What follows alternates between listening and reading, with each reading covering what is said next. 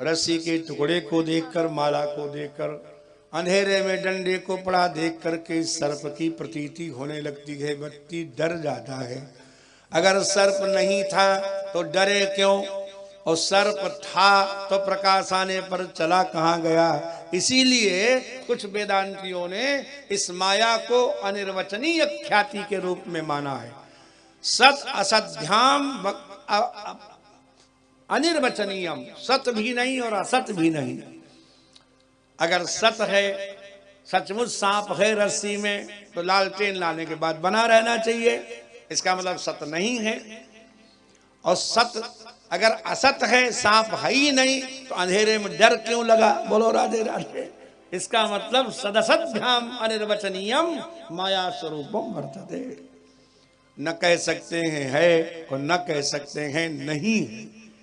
ऐसे ही ये संसार न कह सकते हैं है और न कह सकते हैं नहीं है।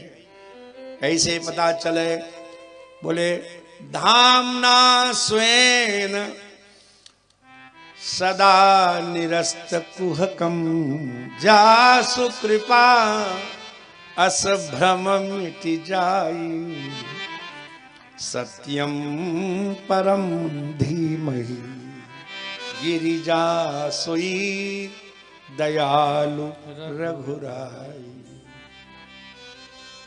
और धीम ही कह के बता दिया, ये जान लेना श्रीमद् भागवत वेद ही है। इदम भागवतम नाम पुराणम ब्रह्म संहितम। तो ब्रह्म संहितम इत्युक्ते, ब्रह्म संहितम क्या है, ब्रह्म इति वेदः, और तेन संहितम तुलितम ब्रह्म संहितम, ये वेद तुल्य है, वेद ही है। सर्व वेद इतिहासानाम सारम सारम समुद्धतम तदिदम ग्राहयामासा सुतम आत्म बरम बताम बरम। समस्त वेद और इतिहासों का सार सार वेद भगवान वेद व्यास ने निचोड़ लिया और फिर अपने आत्मज्ञानी पुत्र को पढ़ाया। तो ये निर्गुण निराकार अनिर्वचनीय परमात्मा यदि कृपा करे तो उस माया से निश्चित ही पार हुआ जा सकता है। छूटई राम करऊ जो दाया, छूटई राम करऊ जो दाया, अतिशय प्रबल देव तब माया, अतिशय प्रबल देव तब माया। कैसे माया से पार हुआ जाए, तो जैसे मायावी जादूगर नट का जो जमूरा होता है वो सब रहस्य जानता है कि गुरुजी सब नाटक कर रहे हैं। ऐसे जो भगवान का जमूरा बन जाता है वो माया को पार हो जाता है, इसमें कोई संदेह नहीं। नट कृत विकट कपट खगराया, लेकिन नट सेवक ही न व्यापई माया। आपने शायद ऐसा खेल देखा हो कि लड़का एक लेटा दिया जाता है जमूरा बन के और एक आदमी घूमता है आसपास।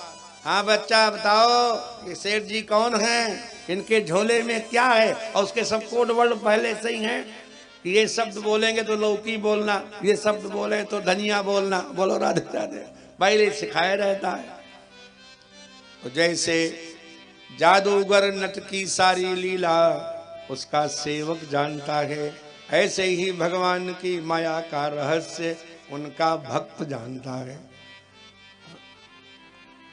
धामना स्वेन सदा निरस्त कुहकम, अपने तेज से अपनी कृपा से इस कुहक को, इस कोहरे को, इस आच्छादन को, इस पट को जो निरस्त कर देता है, ऐसे परम सत्य स्वरूप निर्गुण निराकार उस परमात्मा को बार बार प्रणाम है।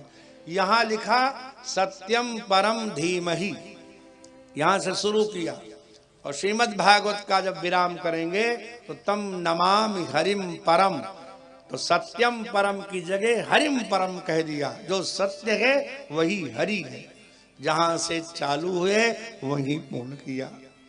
प्रणामो दुख समनस्तम नमामि हरिम परम, वहां हरिम परम कहा, यहाँ सत्यम परम कहा।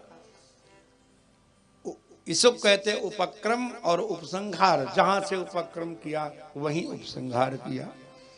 दूसरा मंगलाचरण किया याज्ञिकों का, कर्मकांडियों का। वो जानते हैं परमात्मा है, वो तृप्त होता है।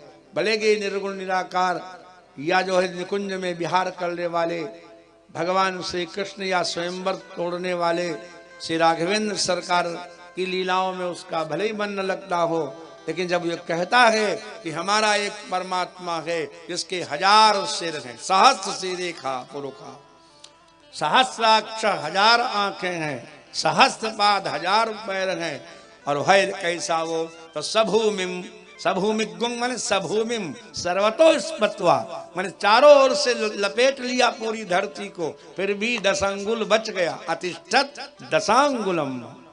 ये भगवान की माया गजब।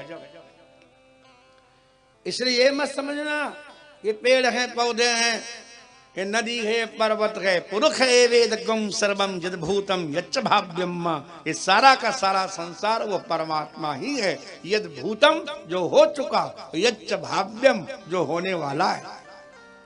संसार में ऐसा कुछ नहीं है जो परमात्मा के अतिरिक्त हो। पुरुष एव इदम सर्वम, इदम दृश्यमानम जगत सर्वम पुरुष एव, वो पुरुष ही है।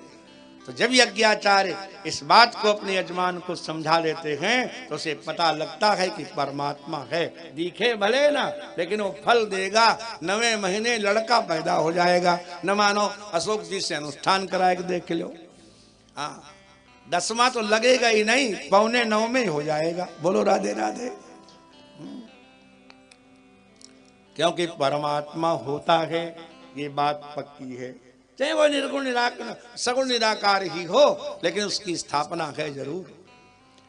और वह परमात्मा कैसे मिलेगा?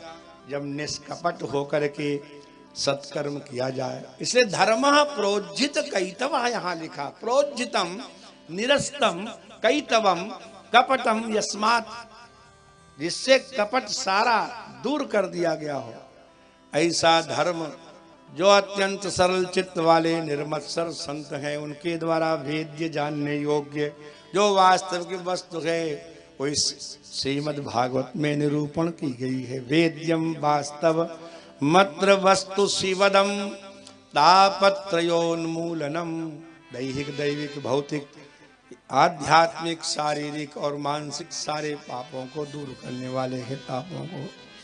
जैसे ही कोई श्रीमद् भागवत सुनने बैठता है, वैसे ही भगवान दौड़ते हैं वैकुंठ से, वो आके श्रोता के अंतःकरण में बंद हो जाते हैं, अंदर से कुंडी लगा देते हैं और नो डिस्टर्ब के मूड पर डाल देते हैं। बोलो राधे राधे। हाँ, मोबाइल में एक नो डिस्टर्ब मूड होता है ना, एक वो फ्लाइंग मूड होता है। हमारे आचार्य जी जानते होंगे, हमको तो इतना चलाना भी नहीं आता, समझे। तो नो डिस्टर्ब मूड वहाँ होता है। सद्यो हृदय अवरुध्यते, हृदय में आकर के भगवान अवरुद्ध हो जाता है, कुंडी अंदर से लगा देता है। इसके शुश्रूष भी जो सुमन करना चाहते हैं, जो भगवान की कथा सुनना चाहते हैं, तत्क्षणात्, तो जिस कथा को सुनने से भगवान आके अंतःकरण में बैठ जाएं, तो फिर जरूरत क्या है अन्य शास्त्रों की और अन्य तीर्थों की या अन्य अनुष्ठानों की। सद्यो हृदयवरोध्यते पृथ्वी शुश्रूषभिस्तक्षणा, तत्क्षण ही। और वो भगवान का जो रस है कथा का, वो है कैसा? हमारी जिह्वा 2 काम करती है, वो ज्ञानेंद्रिय भी है और कर्मेंद्रिय भी है। कर्मेंद्रिय है इसलिए शब्दोच्चारण करती है, ज्ञानेंद्रिय है इसलिए खट्टा मीठा कड़वा कसैला चरपरा नमकीन बताती है। और वह जिह्वा ही इस दिव्य भागवत के फल का रसास्वाद करती है। इस भागवत के रस को तब तक पीना चाहिए जब तक भगवत प्राप्ति न हो जाए, मुक्ति न मिल जाए। इसे बड़ा सुंदर क्रिया विशेषण दिया, पिबत भागवतम प्रलयम पिबत आसमन। तादृशम यथा स्यात् तथा पिबत, जब तक मुक्ति न हो जाए, जब तक भगवत प्राप्ति न हो जाए तब तक पियो। क्योंकि वेद रूपी कल्प वृक्ष का निगम कल्पतरोह गलितम फलम। देखो दो तरह का आम होता है, आप लोगों ने देखा होगा, एक पेड़ से टपकता है, उसको क्या कहते हैं, यहाँ तो टपका ही कहते होंगे।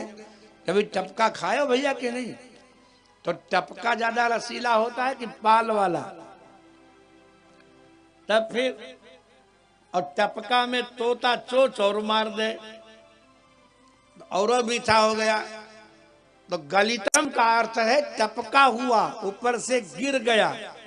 निगम कल्पतरुः, निगमः वेदादि ही एव कल्पतरुः कल्प वृक्ष, वेद रूपी कल्प वृक्ष में पका हुआ फिर ऊपर से टपका हुआ। ये श्रीमद् भागवत का फल है। और सुखदेव, सुख माने तोता, और सुखदेव भगवान ने सबसे पहले चोंच लगाई तो सुख मुखात, सुख के मुख से विनिश्चित। ये मध्यम पदलोपी समास है। सुख मुखात अमृत द्रव संयुतम का जब समास करेंगे तो सुख मुखात निर्गतम यद अमृतम, तो अमृत द्रवेण संयुतम, अमृत रस से ये संयुक्त हो गया। सुखदेव के श्रीमुख से झरे हुए अमृत रस से ये भागवत का टपका और ज्यादा मीठा हो गया है। तो तब तक पियो जब तक भगवत प्राप्ति न हो जाए, रुको मत। पिबत भागवतम रसमालयम आलयम, भागवतम रसम पिबत। कौन पिएगा? हे भावुको, हे रसिको, हे भगवत भक्तो, बार बार पियो मोह रहो रसिका भुवि भावुका। मंगलाचरण किया। नैमिषारण्य में ऋषिगण बैठे हुए हैं और भगवत प्राप्ति के लिए, यहाँ जहाँ जो स्वर्ग शब्द का प्रयोग भागवत में ब्रह्म प्राप्ति के लिए भी है,